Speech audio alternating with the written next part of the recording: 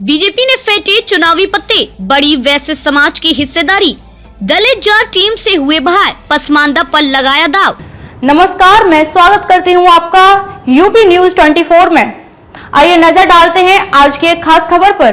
भाजपा के राष्ट्रीय अध्यक्ष जेपी नड्डा की नई टीम में प्रदेश की वैश्य समाज की हिस्सेदारी डबल हो गई है।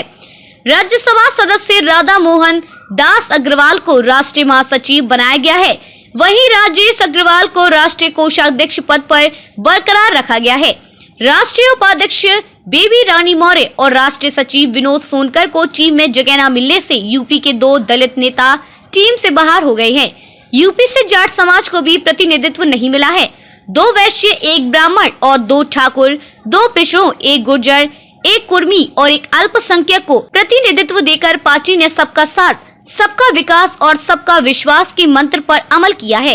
मिशन 80 के लक्ष्य को पूरा करने के लिए पार्टी प्रदेश में अगड़े और पिछड़ों के साथ पसमानदा समाज को साधते हुए लोकसभा चुनाव की विसाध बिछाएगी। विपक्षी गठबंधन इंडिया के प्रमुख नेता और बिहार के मुख्यमंत्री नीतीश कुमार को यूपी में भाजपा के कुर्मी वोट बैंक में सेंध लगाने के लिए किसी कुर्मी बहुल लोकसभा क्षेत्र से चुनाव लड़ाने की चर्चा है। ऐसे में कुर्मी समाज पर पकड़ बरकरार रखने के लिए सांसद रेखा वर्मा को राष्ट्रीय टीम में उपाध्यक्ष बनाए रखा गया है। ठाकुर समाज से राष्ट्रीय महासचिव अरुण सिंह और सह महामंत्री संगठन शिव प्रकाश को फिर टीम में जगह मिली है। 4 राज्यों के गुर्जर वोट बैंक पर नजर। राजस्थान व मध्य प्रदेश में होने वाले विधानसभा चुनाव के साथ लोकसभा चुनाव में भाजपा की गुर्जर वोट बैंक पर नजर है। प्रदेश उपाध्यक्ष एवं राज्यसभा सदस्य सुरेंद्र नागर को राष्ट्रीय सचिव नियुक्त किया गया है। राजस्थान से अलका गुर्जर को भी राष्ट्रीय सचिव बनाया गया है। मोदी सरकार में मंत्री बन सकते हैं द्विवेदी और सोनकर। बस्ती के सांसद हरीश द्विवेदी और कौशाम्बी के सांसद विनोद सोनकर को राष्ट्रीय सचिव पद से हटाया गया है। सूत्रों का कहना है कि मानसून सत्र के बाद संभावित मोदी मंत्रिमंडल के फेरबदल में लोगों को मंत्री बनाया जा सकता है। तारिक मंसूर से साधेंगे पसमानदा मुस्लिम। भाजपा ने अलीगढ़ मुस्लिम यूनिवर्सिटी के पूर्व कुलपति तारिक मंसूर को एमएलसी मनोनीत करने के बाद अब राष्ट्रीय उपाध्यक्ष नियुक्त किया है। तारिक भी पसमानदा समाज से है। यूपी में करीब 2.25 करोड़ से अधिक पसमानदा मुस्लिम है। पार्टी बीते 2 वर्ष से पसमानदा मुस्लिमों को साधने का प्रयास कर रही है। डॉक्टर मंसूर और सीधे राष्ट्रीय उपाध्यक्ष का पद देकर देश व प्रदेश में एक मुस्लिम चेहरे की तलाश को पूरा किया गया है। लक्ष्मीकांत को और आगे बढ़ाएगा।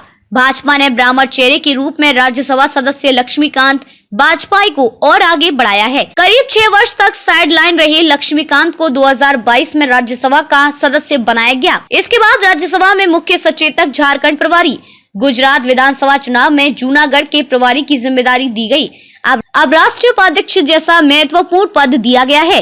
राधा मोहन की ताजपोशी ने चौंकाया। गोरखपुर से 4 बार विधायक रहे राधा मोहन दास अग्रवाल की महासचिव पद पर ताजपोशी ने राजनीतिक विश्लेषकों को चौंका दिया है। 2022 के विधानसभा चुनाव में भाजपा ने उनका टिकट काटकर सीएम योगी आदित्यनाथ को प्रत्याशी बनाया था। उसके बाद से पार्टी में राधा मोहन का कद बढ़ता जा रहा है। पहले उन्हें राज्यसभा भेजा गया, फिर केरल में भाजपा का सह प्रभारी और लक्षद्वीप का प्रभारी बनाया गया। अब उन्हें सीधे राष्ट्रीय महामंत्री जैसा महत्वपूर्ण पद दिया गया है। सियासी विश्लेषक इसे बड़ा सियासी संदेश मान रहे हैं। ये रालोद से गठबंधन का संकेत तो नहीं। जानकारों का मानना है कि यूपी से जाट समाज को राष्ट्रीय टीम में शामिल न करना भविष्य में रालोद से गठबंधन का संकेत है। जाट वोट बैंक के लिए पार्टी रालोद से गठबंधन करने पर मंथन कर रही है। यूपी में भाजपा को जल्द मिलेगा नया प्रभारी।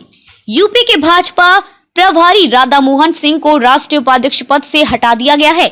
लोकसभा चुनाव के मद्देनजर प्रदेश में जल्द ही किसी राष्ट्रीय महासचिव या उपाध्यक्ष को प्रभारी नियुक्त किया जाएगा। खबरों में अब तक के लिए बस इतना ही। फिर होगी मुलाकात ऐसे ही एक खास खबर के साथ। तब तक के लिए नमस्कार और बने रहिए यूपी।